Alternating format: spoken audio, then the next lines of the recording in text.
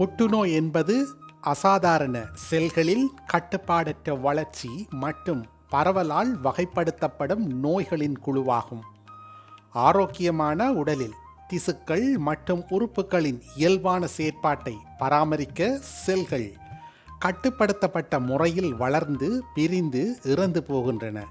இருப்பினும் இந்த ஒழுங்கான செயல்முறை சீர்குலைந்து கட்டி எனப்படும் திசுக்களின் கட்டி அல்லது கட்டி உருவாகும் போது புற்றுநோய் ஏற்படுகிறது. கட்டிகளில் 2 முக்கிய வகைகள் உள்ளன. தீங்கற்ற கட்டிகள். இவை புற்றுநோயற்ற வளர்ச்சிகள். அவை அருகிலுள்ள திசுக்களை ஆக்கிரமிக்காது அல்லது உடலின் பிற பகுதிகளுக்கு பரவாது. அவை பொதுவாக குறைவான தீங்கு விளைவிக்கும் மற்றும் குறிப்பிடத்தக்க உடல்நல பிரச்சனைகளை ஏற்படுத்தாமல் பெரும்பாலும் அகற்றப்படலாம். வீரியம் மிக்க கட்டிகள். இவை அருகிலுள்ள திசுக்களை ஆக்கிரமித்து இரத்த ஓட்டம் அல்லது நிணநீர் மண்டலம் மூலம் உடலின் பிற பகுதிகளுக்கு பரவக்கூடிய புற்றுநோய் கட்டிகள் ஆகும். உடலின் பிற பகுதிகளுக்கு புற்றுநோய் பரவும் செயல்முறை மெட்டாஸ்டாசிஸ் என்று அழைக்கப்படுகிறது. மேலும் இது நோயை சிகிச்சை அளிப்பதை மிகவும் கடினமாக்கும். புற்றுநோய் உடலில் உள்ள எந்த ஒரு திசுக்கள் அல்லது உறுப்பிலும் ஏற்படலாம். மேலும் மரபணு மாற்றங்கள், புற்றுநோய் காரணிகளுக்கு, நாள்பட்ட வீக்கம் மற்றும் சில வைரஸ்கள் உள்ளிட்ட பல்வேறு காரணிகளால் இது ஏற்படலாம். 100க்கும் மேற்பட்ட வெவ்வேறு வகையான புற்றுநோய்கள் உள்ளன. புற்றுநோய்க்கான பொதுவான சிகிச்சைகளில் அறுவை சிகிச்சை, கீமோதெரபி, கதிர்வீச்சு சிகிச்சை, நோய் எதிர்ப்பு சிகிச்சை மற்றும் இலக்கு சிகிச்சை ஆகியவை அடங்கும். சிகிச்சையின் தேர்வு புற்றுநோயின் வகை மற்றும் நிலை மற்றும் தனிநபரின் ஒட்டுமொத்த ஆரோக்கியத்தை பொறுத்தது. ஆரம்பகால கண்டறிதல் மற்றும் மருத்துவ ஆராய்ச்சியில் ஏற்பட்ட முன்னேற்றங்கள் பல புற்றுநோய் நோயாளிகளுக்கு முன்கணிப்பை மேம்படுத்தியுள்ளன. ஆனால் இந்த நோய் ஒரு குறிப்பிடத்தக்க உலகளாவிய சுகாதார சவாலாகவே உள்ளது. புற்றுநோயின் அறிகுறிகள் குறித்து உங்களுக்கு கவலைகள் இருந்தால் ஒரு மருத்துவரை அணுகுவது. புற்றுநோய்க்கான காரணங்கள்: மரபணு காரணிகள், பரம்பரை புரள்வுகள். சில தனிநபர்கள் தங்கள் பெற்றோரிடமிருந்து மரபணு மாற்றங்களை பெறுகிறார்கள். இது சில வகையான புற்றுநோய்களுக்கு அவர்களின் உணர்திறனை அதிகரிக்கிறது. மார்பகம் மற்றும் கருப்பை புற்றுநோயுடன் தொடர்புடைய BRCA1 மற்றும் BRCA2 பிறழ்வுகள் எடுத்துக்காட்டுகள் அடங்கும். 2வது கருத்து சுற்றுச்சூழல் காரணிகள். புகையிலை மற்றும் புகைத்தல். புகை நுரையீரல் புற்றுநோய்க்கு ஒரு முக்கிய காரணமாகும். மேலும் இது வாய், தொண்டை, கணையம், சிறுநீர்ப்பை மற்றும் பலவற்றின் புற்றுநோய்களுடன் இணைக்கப்பட்டுள்ளது. புற ஊதா UV கதிர்வீச்சு. சூரிய ஒளி அல்லது தோல் பதனிடும் படுக்கைகளில் இருந்து பிற ஊதா கதிர்வீச்சுக்கு ஆளாவது தோல் புற்றுநோய்க்கான குறிப்பிடத்தக்க ஆபத்து காரணியாகும். அயனியாக்கம் கதிர்வீச்சு.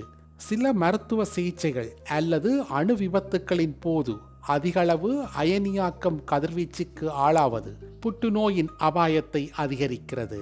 இரசாயன வெளிப்பாடுகள். ஆஸ்பெஸ்டாஸ், பென்சீன் மற்றும் பார்மாட்டிஹைட் போன்ற சில வேதிப்பொருட்களின் வெளிப்பாடு புற்றுநோய்க்கான அதிக ஆபத்தோடு இணைக்கப்பட்டுள்ளது.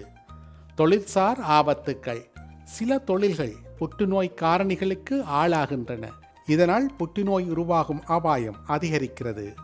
வாழ்க்கை முறை காரணிகள். டயட். பதனிடப்பட்ட உணவுகள், சிவப்பு இறைச்சி மற்றும் பழங்கள் மற்றும் காய்கறிகளை குறைவாக உட்கொள்வது உள்ளிட்ட மோசமான உணவு பழக்க வழக்கங்கள் புற்றுநோய் அபாயத்திற்கு பங்களிக்கும். உடல் செயற்பாடு. வழக்கமான உடல் செயற்பாடு இல்லாதது சில புற்றுநோய்களின் அபாயத்தை அதிகரிப்பதோடு தொடர்புடையது. உடல் பருமன். அதிக எடை அல்லது பருமனாக இருப்பது பல வகையான புற்றுநோய்களுக்கு ஆபத்து காரணிகளாகும். மது நுகர்வு. அதிகப்படியான மற்றும் வழக்கமான மது அருந்துதல் கல்லீரல் மற்றும் மார்பக புற்றுநோய் உள்ளிட்ட சில புற்றுநோய்களின் அபாயத்தை அதிகரிப்பதோடு உள்ளது. தொற்று நோய்கள். வைரஸ் தொற்றுக்கள். சில வைரஸ்கள் புற்றுநோயின் அபாயத்தை அதிகரிக்கின்றன. உதாரணமாக மனித பெப்பிலோமா வைரஸ் HPV கர்ப்பப்பை வாய் மற்றும் பிற புற்று நோய்களுடன் இணைக்கப்பட்டுள்ளது. மேலும் ஹெப்படைட்டிஸ் பி மற்றும் சி வைரஸ்கள் கல்லீரல் புற்றுநோயுடன் இணைக்கப்பட்டுள்ளன. ஹார்மோன்கள் காரணிகள். ஹார்மோன் மற்றும் சிகிச்சை HRT மாதவிடாய் நின்ற பெண்களுக்கு ஹார்மோன் மாற்று சிகிச்சையின் நீண்டகால பயன்பாடு மார்பக புற்றுநோயின் அபாயத்துடன் தொடர்புடையது. இனப்பெருக்க காரணிகள். மாதவிடாய் சீக்கிரமாக தொடங்குதல், தாமதமாக மாதவிடாய் நிறுத்தம், குழந்தைகள் இல்லாமை அல்லது வயதான காலத்தில் குழந்தை பிறத்தல் ஆகியவை சில புற்றுநோய்களின் அபாயத்தை பாதிக்கலாம். புற்றுநோயின் அறிகுறிகள். குறிப்பிடத்தக்க மற்றும் விவரிக்கப்படாத எடை இழப்பு, குறிப்பாக அது விரைவாக ஏற்பட்டால் பல்வேறு வகையான புற்றுநோய்களின் அறிகுறியாக இருக்கலாம். களைப்பு, ஓய்வெடுத்தாலும் மேம்படாத தொடர்ச்சியான சோர்வு மற்றும் பலவீனம் சில புற்றுநோய்களின் அறிகுறியாக இருக்கலாம். வலி, தொடர்ந்து வலி, குறிப்பாக அது அறியப்பட்ட காயம் அல்லது நிலைக்கு தொடர்பில்லாததாக இருந்தால் அது புற்றுநோயின் அறிகுறியாக இருக்கலாம். வலியின் வகை மற்றும் இடம் புற்றுநோயின் இருப்பிடம் மற்றும் கட்டத்தை பொறுத்தது. தோலில் ஏற்படும் மாற்றங்கள். கருமையாதல், மஞ்சள் நிறமாக மாறுதல், சிவத்தல் போன்ற மச்சங்களின் தோற்றத்தில் ஏற்படும் மாற்றங்கள் போன்ற தோல் மாற்றங்கள் தோல் புற்றுநோய் அல்லது பிற வகை புற்றுநோய்களை குறிக்கலாம். குடல் அல்லது சிறுநீர்ப்பை பழக்கத்தில் ஏற்படும் மாற்றங்கள். வயிற்றுப்போக்கு, மலச்சிக்கல், மலத்தில் இரத்தம் அல்லது சிறுநீரின் நிறம் அல்லது அதிர்வெண்ணில் ஏற்படும் மாற்றங்கள் போன்ற குடல் பழக்க வழக்கங்களில் ஏற்படும் தொடர்ச்சியான மாற்றங்கள் பெருங்குடல் அல்லது பிற புற்றுநோய்களின் அறிகுறிகளாக இருக்கலாம்.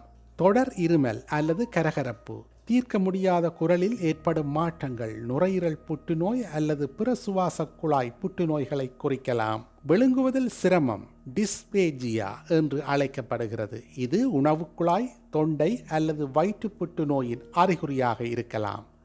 கட்டிகள் அல்லது தடித்தல், மார்பகம், விந்தணுக்கள் அல்லது உடலின் பிற பகுதிகளில் விவரிக்கப்படாத கட்டிகள் அல்லது தடித்தல் புற்றுநோயை குறிக்கலாம்.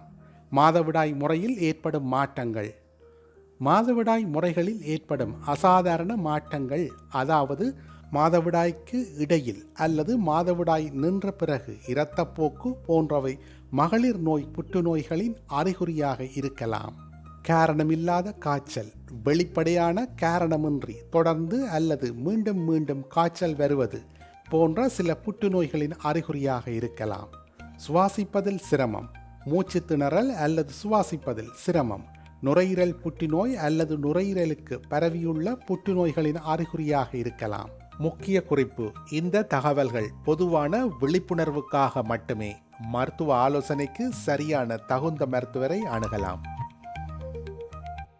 செய்திகளை உடனுக்குடன் தெரிந்து கொள்ள உடனே சப்ஸ்கிரைப் செய்து பெல் பட்டனை கிளிக் பண்ணவும்.